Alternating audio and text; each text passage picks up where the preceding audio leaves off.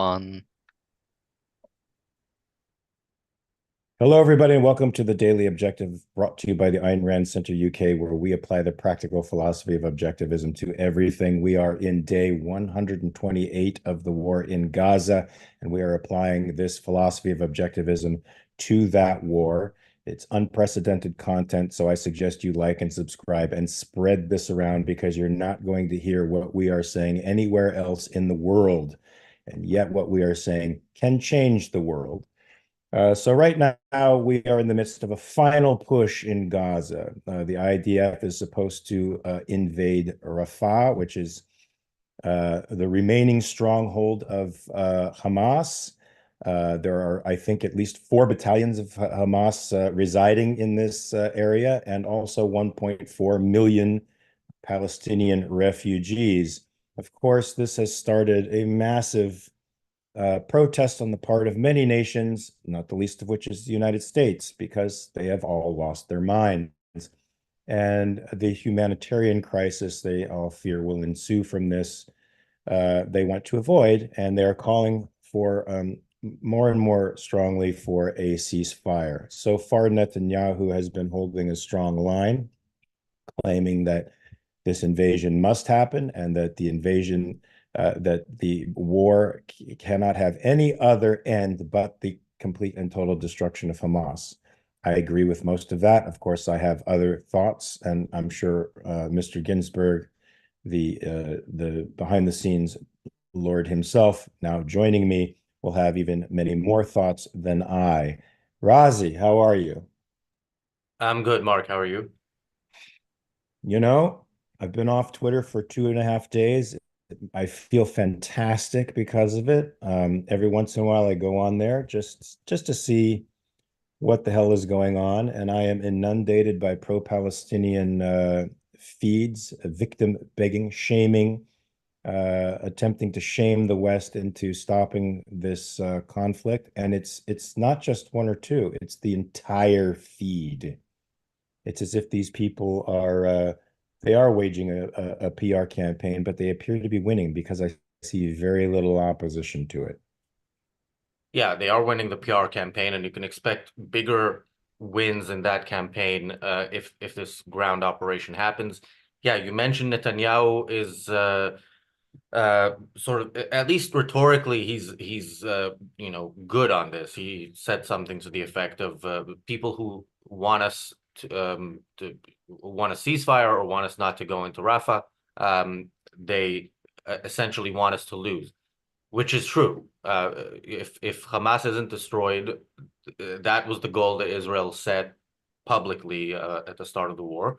If Hamas still exists after the war, Israel has lost. But there's no other way to look at it. Now, so there's different aspects to this operation. There's first of all, is it going to happen? Then what kind of operation will it be? It's certainly not going to be the kind of operation that I would like to see. Where I think if it does happen, many Israeli soldiers would die, and with Western pressure and Netanyahu being the kind of person who folds under pressure, you can expect to see less of the effective type of military action and more of the type of action that puts Israeli soldiers at risk. But yeah, so not going in is not an option, and going in is an option. Of course, is what needs to be done, but how it's done will be very important. By the way, a ground operation not only is worse for Israel because soldiers die and because it is less effective, it's also it's worse for Israel, I think, in a way, as far as the PR campaign goes, because the Palestinians will have many of those images that they like to use, that they can use in Western media, and of course the Western media will lap it up. The Palestinians will have those images irrespective of what the Israelis do. If the Israelis were to go in there and quote unquote carpet bomb, which they're being accused of doing now, even though they don't do it, they're being accused of indiscriminate violence now, even though they don't do it. You'd think that would make the leadership say, well, anything we do is going to be considered indiscriminate. So we might as well opt on the side of defending, protecting IDF soldiers' lives and the lives of the Israeli citizens and dispatching this cancer in the region with as quickly as possible. And I'm sorry to say, with as much suffering on the part, when I see these, this is going to sound terrible to lots of people out there who don't share our moral convictions. But when I see these people crying and destitute, I think this is very good for you. This is very good for you. You need to understand that your ideology has brought you here. But that integration isn't happening, Razi. The world isn't allowing that integration to happen. Yeah. Um, so yeah, I agree with you, and I think I mentioned this. There's this video that went kind of viral of a Palestinian saying to Israeli troops, you know, we want you to stay here, we want you to finish the job, and all that. And people were saying, look, there are Palestinians were on the right side of this. I was less impressed with that because again, I'm watching that and I'm thinking, well, you know, where were you up until October 7th when Hamas, you know, made no secret of the fact that they want to kill all the Jews in the Middle East? Where were you after October 7th? I mean, you had time to deal with it yourself.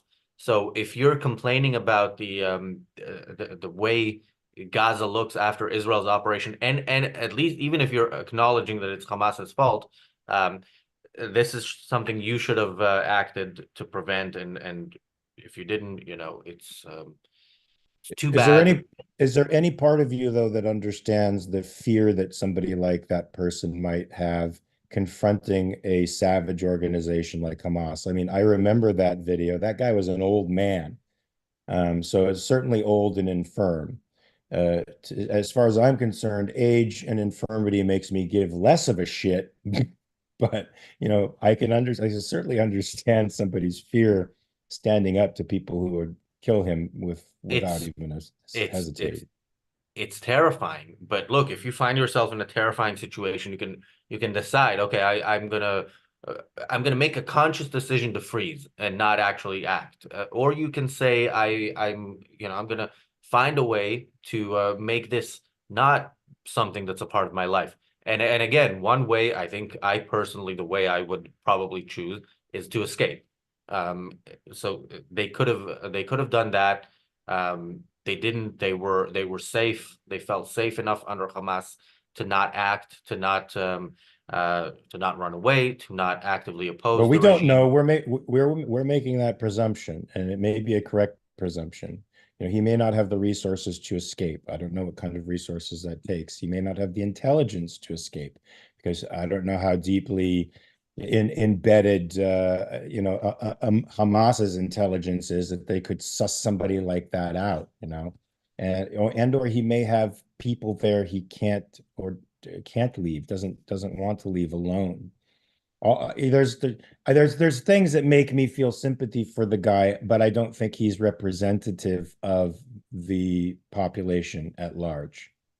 Yeah, I agree. Is not representative of the population, but even in his case, I mean, like you said, he wasn't young. You know, he had enough time in his life. Again, if you're in that situation, the only thing you should care about is not being in that situation anymore, and that means either dedicating your life to escaping. That's your only goal in life, and then you do figure it out, or dedicating your life to fighting the regime.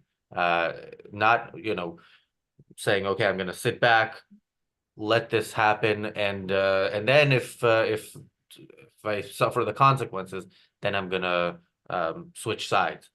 But yeah, you mentioned something about the images that Israel will deal with. I think I mentioned that as well. So yeah, Israel is more on the PR defensive than as it is in as it always is. And so I think one of the main reasons why they're not going to carpet bomb the area is because they want when those images, whatever images are going to be out there, get out there, and the media talks about it. They want to keep having that excuse of saying, "Look, world's most moral army. We do more than anybody else to uh, prevent civilian casualties, which is true, the second part of that. Um, and yeah, I think this is this is Israel's But modus operandi. We see it all I, the I time. agree with you, and it's terrible. But let's define in objectivist terms what a moral army would actually be like, because people don't seem to understand that. You got the libertarians who are anti-war.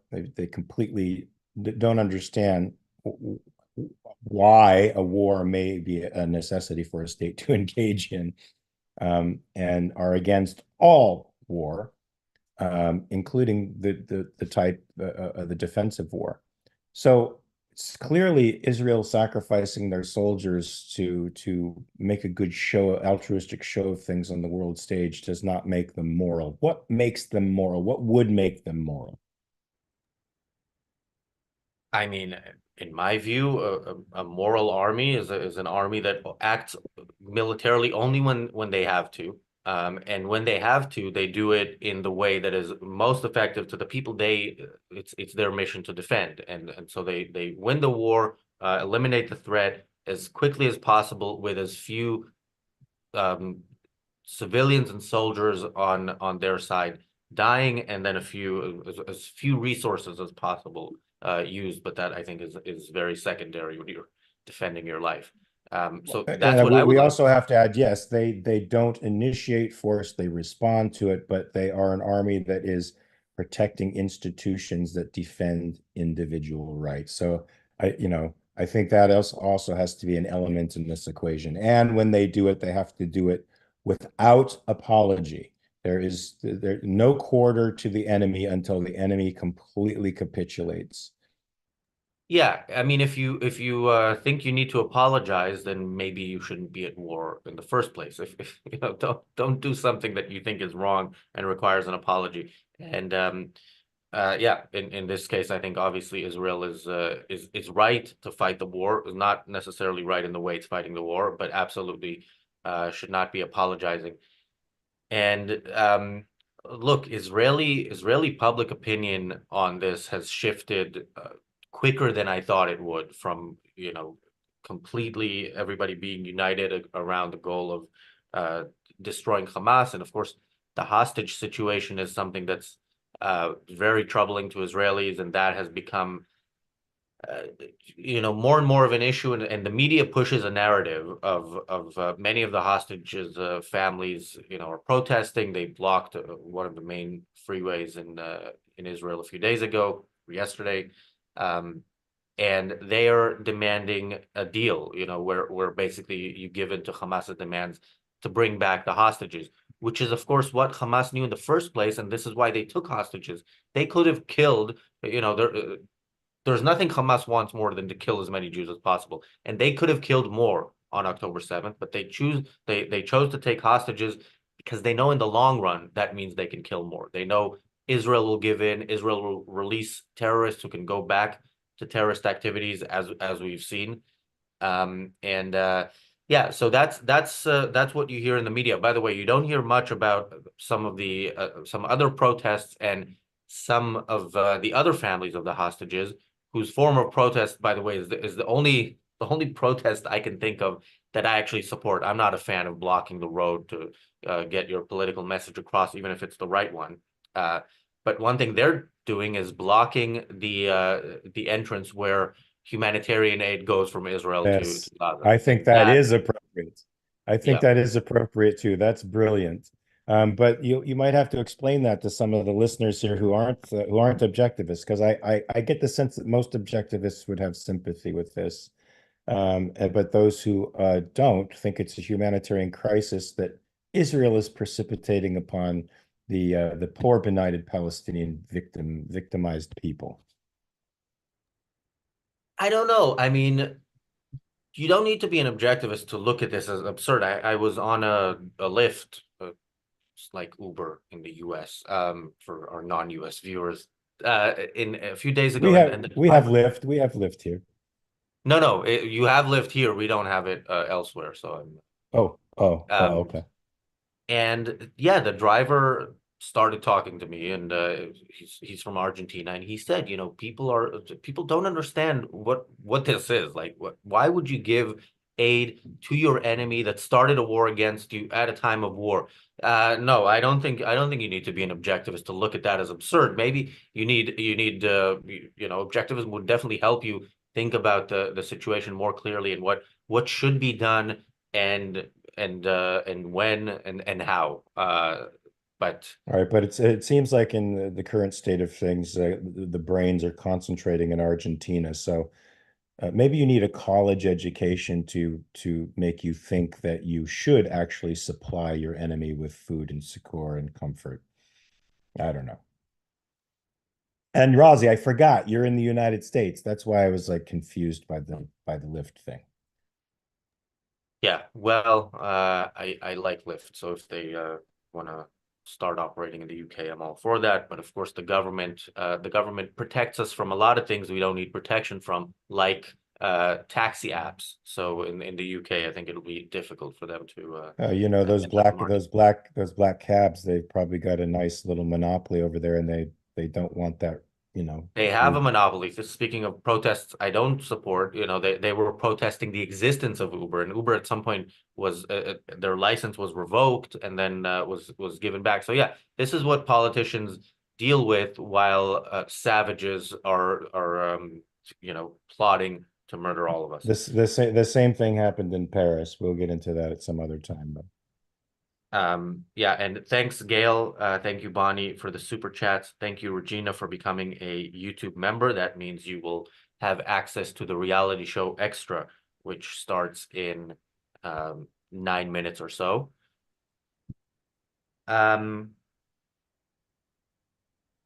Yeah, well, had a couple of other things, but any other thoughts on well, go ahead. Say a couple other things. I want to hear them. well, so um, Israel started the military operation in the north of Gaza. They told people to evacuate within 24 hours. Then they started the operation weeks later. People thought, it was an impressive start. Uh, the way the north of Gaza looks now is it looks like Israel did the right thing there, because very few buildings are still standing. But of course, everybody was evacuated, and among them the terrorists. When you evacuate everybody, terrorists get out. Israel is doing the same in Rafah. They're telling people to get out, and I don't know how they think the terrorists won't get out. By the way, when Israel was done with the north of Gaza, people started coming back, including terrorists who have since killed soldiers there. So yeah, we need to remember that when we look at this operation and we look at the stuff that Israel does, to keep proving to the world that they are the world's most moral army by, what I think is a I highly would just immoral standard. I know that nobody in Palestine in Gaza is going to see this video, but I would like to urge the Palestinian people in Rafah, if you truly want this war to end, rise up against your Hamas leaders and start killing them. Start killing them. Beat them to death. Kill them. Show the Israeli people that you are on the side of civilization. Or, sorry, folks, you're going to go the way of medieval hell. If you choose that, you choose it. Yeah, and for them, because they're last, they've already seen what has happened elsewhere, so they know their options. And if they're not fighting against Hamas, that is a clear statement. By the way, you mentioned at some point that there are 1.4 million people in Rafah. Never trust those numbers. I mean, those numbers are coming from the same people who on October 7th marched into Israel to rape and murder Oh, and so this is the Hamas Ministry of Health that's telling us there's 1.4 I don't million know if it's people the Ministry of targeted. Health or who it is that gives those numbers, but it is Hamas. All the numbers you get from Gaza are Hamas. So a big part of what their PR campaign is to exaggerate the numbers, not just of deaths, but of actual people who are there, because that increases the humanitarian crisis, because there are more people than Yeah, the only humanitarian crisis going on in Rafah right now is that if there are 1.4 million people, they are not in a state of revolution against Hamas. They are not hanging these criminals from the highest lampposts. They are not demonstrating to the world community that they actually want to act in good faith towards a civilized democratic society. They are showing us all that they like what's happening.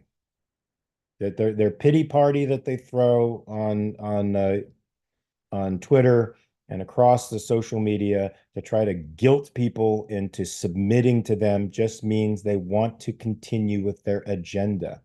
They want to continue with it. The only thing that would convince me that they don't is when they start killing Hamas soldiers and leaders. Yeah, Michael says in the chat, 1.4 million completely innocent, unarmed babies, LOL. Yeah, that's another thing you hear from is 50% of people are under 18. Look, some of these numbers may be partly based on a true story and just exaggerated. I mean, yeah, all of them, I guess, are just exaggerated. There are deaths in Gaza. The number, is something we don't know, but um, so yeah, there are all these aspects of the narrative are very carefully crafted and Of course they Hamas are. knows what they're doing, and of course the Western media knows their role in this. They're not innocently just reporting things because they think it's true. Of course they do, but how come, the people who are looking at this can't see that Hamas is the responsible party? Because if these casualties are continuing to mount, it's only because Hamas is refusing to surrender. So why are they calling for the ceasefire instead of the surrender of Hamas? Uh, I say it's altruism, but I mean, I still think, and thank you, Stefan, for the super chat. I still think everybody who is calling for a ceasefire actually does understand what that means, and what that means is Israel surrender. There's no, I don't know how you could look at it of as course it anything means other that. than that. Of course it Yeah, means that, but why so you're saying they want Israel to lose? And that seems oh to be yeah, the case. They want Israel to lose. yeah. I think this is a very widespread popular sentiment in the West. Um, Israel hatred is not a new thing, and I think, look, I say this often, but I encourage people to go back and watch the shows that we did on October 7th, October 8th, October 9th, because much of what we see now, we said we're going to see on this channel, and it's very unfortunate. I know you recently did a show um, about Fauda, the TV Talks new version on Kirk Barbera's channel. I recently rewatched Fauda, and there's a scene in sorry for the spoiler, people, but you should watch it anyway. It's not going to ruin your enjoyment of it. When terrorists at some point are talking about an attack that they're planning, and one of the terrorists says, look, 1,500 people are going to die, and then Israel is going to be forced to into a military operation. And by the time they realize what's going on, the international community is going to accuse them of war crimes. And I was watching this with my wife, and I paused it and I said, by the way, this is years ago. This is not something they quickly put together after October 7th. But we've known how this goes. We've seen it many times, and yeah, so do the people who side with ceasefire and blame Israel for the lack It's of peace. it's the same playbook, and we keep playing into it. Well, folks, at 7 p.m. UK time, the reality show Extra is coming up. It's going to be Libertarians for Palestine, Lack of Principles in Action. Of course, Michael Leibowitz and I and James Valiant have been challenging these guys online. And they just all they do in response is get nasty and insult us as Randians. There's nothing really substantive that comes out of it. Dave Smith says he's going to debate me. He said 3 times. I get him on DMs. I'm like, let's do it, man. Let's throw down. Never responds to me. So you know, so clearly these guys they don't want to get into a tangle with us. Yeah, since I'm not going to be on that show, let me say what I think quickly. I mean, you mentioned libertarians are Anti-war. Again, they're like the entire anti-war crowd. They're not anti-war. They're anti the West ever winning a war. And with libertarians, it's so, at least the way some of them put it, it's you know they're supposedly anti-war, but they are cheerleaders for the savages wherever savages are. If it's Russia, if it's the Palestinians, they will support. Their only criteria is you have to be an anti-American, anti-Western savage. So yeah, libertarians are unfortunately, the lack of philosophy often shows in this movement, Yeah, and for of course there are people who call themselves libertarians who are good people, but they're not heavily represented in some of the organizations, and certainly not in the American Libertarian Party. so for people who hate the state, they have an affinity for supporting the worst states in the world. Well, folks, we're going to be starting that show right now. Razi, you're not going to be there, so I'll bid you adieu, right? Yes, but let me just quickly thank Kathleen for the super chat. Thank you, Jonathan, and thank you, Jonathan, again for 2 super chats. And thank you, Cargo Crew, for becoming a member, which means you also get to watch the reality show Extra, which is for YouTube members only. Members who are members through the website, there will be a Zoom link in the WhatsApp group, so you can join it via Zoom. So please join us now. And in that little space of time before you join us, check your premises.